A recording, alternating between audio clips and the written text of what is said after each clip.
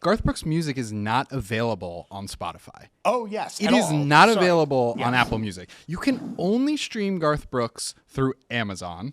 Amazon has a streaming service. Apparently, it's quite good. Yeah, sure. I think he likes the payout there. They pay a higher rate.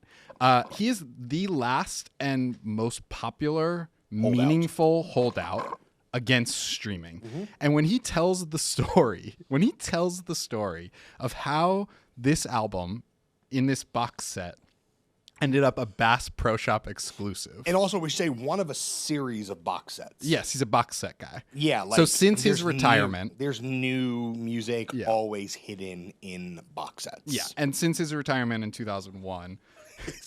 his retirement... He retired. Sure. When he came back... put out like 9 albums. Yeah, and since he's come back... He's like too short. Yes.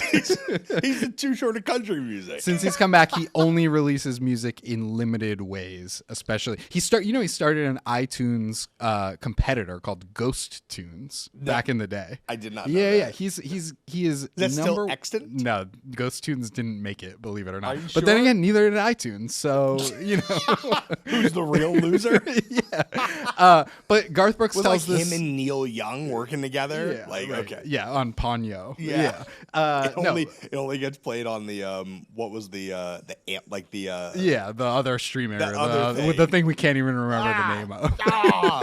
The Zune. The Zune Ghost Tunes Ponyo. Yo, real alternative culture there. Yes. Y'all, you weren't there. Garth Brooks tells a story about how he played the 50th anniversary party for Bass Pro Shop. Which, like, cool of course, us. Yeah, he was like, this is in a Billboard interview. He's like, I got to chatting with the CEO, and the CEO said he was a big water conservation guy. And Garth Brooks was like, yeah, this is just like how songwriters don't get paid off streaming. And the guy was like, way to stretch a metaphor. Bro. Yeah, and the guy was like, how can we fix that? And Garth Brooks was like, well, I have been looking for a partner for my next box set.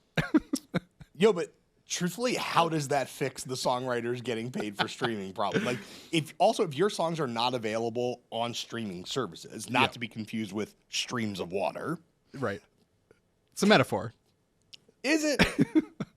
How do these songs being sold at Bass Pro Shops, we'll never, to your point, we'll never know how many copies of this were sold. Right.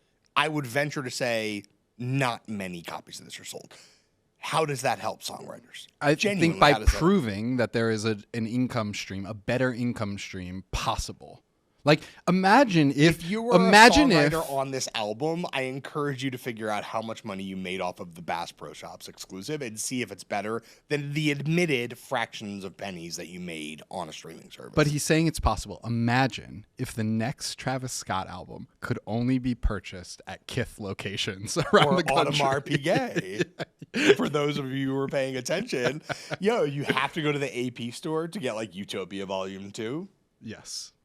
I mean, look, he's just presenting an alternative business model. What Drake does with it is up to him. I don't like it.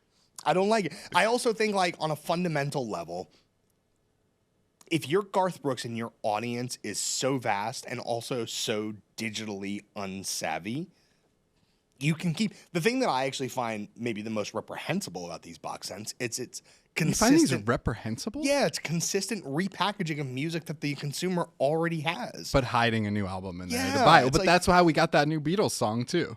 Also reprehensible. Literally, I had to do that bit at a party this weekend. Someone was like, what do you think of the Beatles song? And I was like, oh, you don't want to ask me that question. Like, I already have a worked out answer for that. No, to me, it's reprehensible because, look, I think the box set cost, maybe like the MSRP was like $40, but maybe it was $30 on the website, whatever. You're making someone pay $30 largely for music that they already have. This has happened multiple times with Garth Brooks. There are these multi-album box sets. This box set gathers, as you pointed out earlier, the last 5 post-retirement Garth Brooks albums. if you are a dedicated Garth Brooks fan, you already have those. You have these albums. Why are you forcing your most dedicated fans to double pay? This is like literally at the invention no pop stars do that now. No, but this is literally like at the invention of compact disc moment when people are like, I guess you're going to replace all the music you've paid for on vinyl or cassette. You're going to pay for it again. Garth Brooks is still living in like the 1993 mentality.